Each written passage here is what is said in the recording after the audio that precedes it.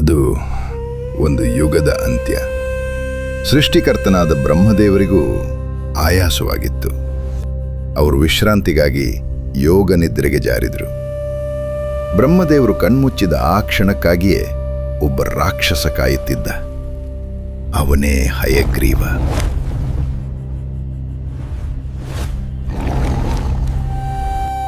ಬ್ರಹ್ಮನ ಬಾಯಿಯಿಂದ ಹೊರಬಂದ ಪವಿತ್ರವಾದ ವೇದಗಳನ್ನು ಆ ರಾಕ್ಷಸ ಅಪಹರಿಸಿದ. ಅವುಗಳನ್ನು ತೆಗೆದುಕೊಂಡು ಹೋಗಿ ಸಮುದ್ರದ ಆಳವಾದ ಗರ್ಭದಲ್ಲಿ ಬಚ್ಚಿಟ್ಟನು. ವೇದಗಳು ಇಲ್ಲದಿದ್ದರಿಂದ ಜ್ಞಾನದ ಬೆಳಕು ಕಳೆದು ಹೋಯಿತು. ಅಜ್ಞಾನದ ಕತ್ತಲು ಇಡೀ ಬ್ರಹ್ಮಾಂಡವನ್ನು ಆವರಿಸಿತು.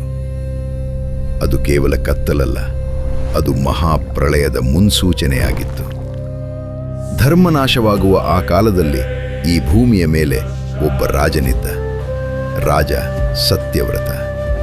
ಅವನು ಧರ್ಮಪಾಲಕ, ಮನುಕುಲದ ರಕ್ಷಕ. ಒಂದು ದಿನ ಅವನು ಕೃತಮಾಲಾ ನದಿಯಲ್ಲಿ ಸೂರ್ಯನಿಗೆ ಅರ್ಘ್ಯ ನೀಡುತ್ತಿದ್ದ.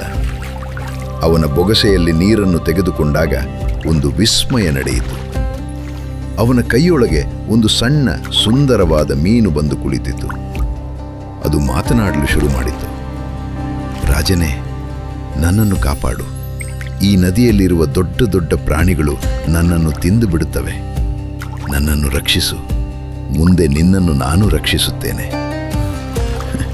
ರಾಜ ಸತ್ಯವ್ರತ ನಗುತ್ತಾನೆ. ಈ ಸಣ್ಣ ಜೀವಿ ನನ್ನನ್ನು ರಕ್ಷಿಸುತ್ತದೆಯೇ? ಆದರೂ ಕರುಣೆಯಿಂದ ಅವನು ಆ ಮೀನನ್ನು ಒಂದು ಸಣ್ಣ ಕಮಂಡಲುವಿನಲ್ಲಿ ಹಾಕಿ ಮನೆಗೆ ತಂದನು. ಆದರೆ ಅಂದು ರಾತ್ರಿ ಒಂದು ಅದ್ಭುತ ನಡೆಯಿತು. ಬೆಳಿಗ್ಗೆ ಎದ್ದು ನೋಡುವಾಗ ಆ ಸಣ್ಣ ಮೀನು ಕಮಂಡಲುವಿನಿಂದ ಹೊರಗೆ ಬರುವಷ್ಟು ದೊಡ್ಡದಾಗಿತ್ತು. ರಾಜ ಅದನ್ನು ಒಂದು ದೊಡ್ಡದಾದ ಗಿಂಡಿಗೆ ಹಾಕಿದ. ಸ್ವಲ್ಪ ಹೊತ್ತರಲ್ಲೇ ಅದು ಗಿಂಡಿಗಿಂತಲೂ ದೊಡ್ಡದಾಗಿ ಬೆಳೆಯಿತು. ರಾಜ ಅದನ್ನು ಅರಮನೆಯ ಕೊಳಕ್ಕೆ ಬಿಟ್ಟ. ಕೊಳವನ್ನು ಸೇರಿದ ಕ್ಷಣವೇ ಅದು ಕೊಳದಷ್ಟೇ ದೊಡ್ಡದಾಯಿತು. ಸತ್ಯವ್ರತನಿಗೆ ಭಯ ಮತ್ತು ಆಶ್ಚರ್ಯ ಎರಡೂ ಒಟ್ಟಿಗೆ ಆಯಿತು. ಇದು ಸಾಮಾನ್ಯ ಮೀನಲ್ಲ, ಇದು ಸೃಷ್ಟಿಯ ನಿಯಮಗಳಿಗೆ ಮೀರಿದ ಶಕ್ತಿ. ಕೊನೆಗೆ ರಾಜ ಆ ಮೀನನ್ನು ವಿಶಾಲವಾದ ಸಮುದ್ರಕ್ಕೆ ಬಿಟ್ಟ. ಆಗ ಆ ಮೀನು ಸಮುದ್ರದ ಆಳದಿಂದ ಒಂದು ಭೂ ಆಕಾರದ ಶಕ್ತಿಯಾಗಿ ಹೊರಬಂತು. ಅದರ ಕಾಂತಿ ಕೋಟಿ ಸೂರ್ಯರಿಗೆ ಸಮನಾಗಿತ್ತು. ಸತ್ಯವ್ರತ ಕೈ ಮುಗಿದು ಕೇಳಿದ, ಯಾರು ನೀನು? ಈ ಮಾಯೆಯು ನನ್ನಿಂದ ಅರ್ಥ ಮಾಡಿಕೊಳ್ಳಲು ಸಾಧ್ಯವಾಗುತ್ತಿಲ್ಲ ಪ್ರಭು. ಆಗ ಆ ಧ್ವನಿ ಆಕಾಶವನ್ನೇ ಸೀಳುವ ಹಾಗೆ ಬಂತು. ಸತ್ಯವ್ರತ, ನಾನು ಮತ್ಸ್ಯ. ಇನ್ನು 7 ದಿನಗಳಲ್ಲಿ ಈ ಪ್ರಪಂಚ ನೀರಿನಲ್ಲಿ ಮುಳುಗಲಿದೆ. ಮಹಾಪ್ರಳಯ ಬರುತ್ತಿದೆ.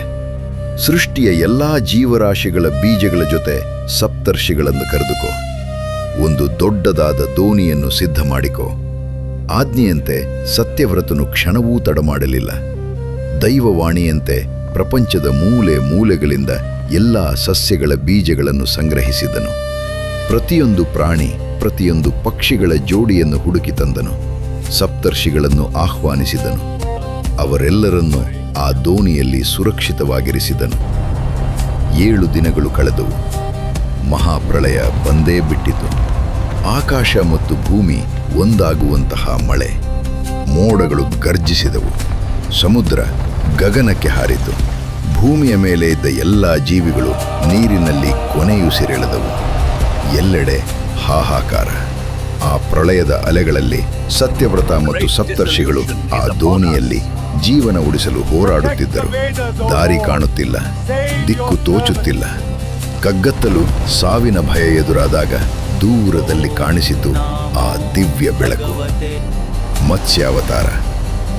ಬಂಗಾರದ ಬಣ್ಣ, ಒಂದು ಶೃಂಗವುಳ್ಳ ಅದ್ಭುತ ರೂಪ. ವಾಸುಕಿ ಸರ್ಪವನ್ನೇ ಹಗ್ಗವನ್ನಾಗಿ ಮಾಡಿ ಆ ದೋಣಿಯನ್ನು ಮತ್ಸ್ಯದೇವರಿಗೆ ಕಟ್ಟಿದರು. ಸುತ್ತಲೂ ಪ್ರಳಯದ ಅಲೆಗಳು ಅಬ್ಬರಿಸುತ್ತಿದ್ದರು. ಮತ್ಸ್ಯದೇವರು ಆ ದೋಣಿಯನ್ನು ಶಾಂತವಾಗಿ ಎಳೆದುಕೊಂಡು ಹೋದರು.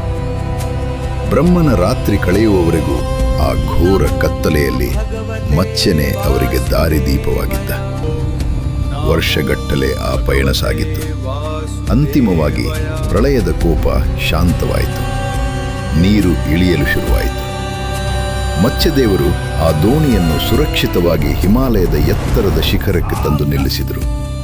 ಅಲ್ಲಿ ರಾಜ ಸತ್ಯವ್ರತನು ಹೊಸ ಭೂಮಿಯ ಮೇಲೆ ತನ್ನ ಮೊದಲ ಹೆಜ್ಜೆಯನ್ನು ಇಟ್ಟನು. ಆಗ ಮತ್ಸ್ಯದೇವರು ಹೀಗೆ ಹೇಳಿದರು: ಸತ್ಯವ್ರತ, ಇಂದಿನಿಂದ ನೀನು ವೈವಸ್ವತಮನು. ಈ ಹೊಸ ಯುಗದಲ್ಲಿ ನೀನೇ ಮನುಕುಲದ ತಂದೆ. ಹೀಗೆ ಸತ್ಯವ್ರತನು ಮನುವಾದನು. ಆ ಮನುವಿನಿಂದಲೇ ಬೆಳೆದ ಈ ಸಂತತಿ ನಾವೆಲ್ಲರೂ. ಮನುವಿನ ಮಕ್ಕಳಾದ್ದರಿಂದಲೇ ನಮ್ಮನ್ನು ಮನುಷ್ಯರೆಂದು ಕರೆಯುತ್ತಾರೆ.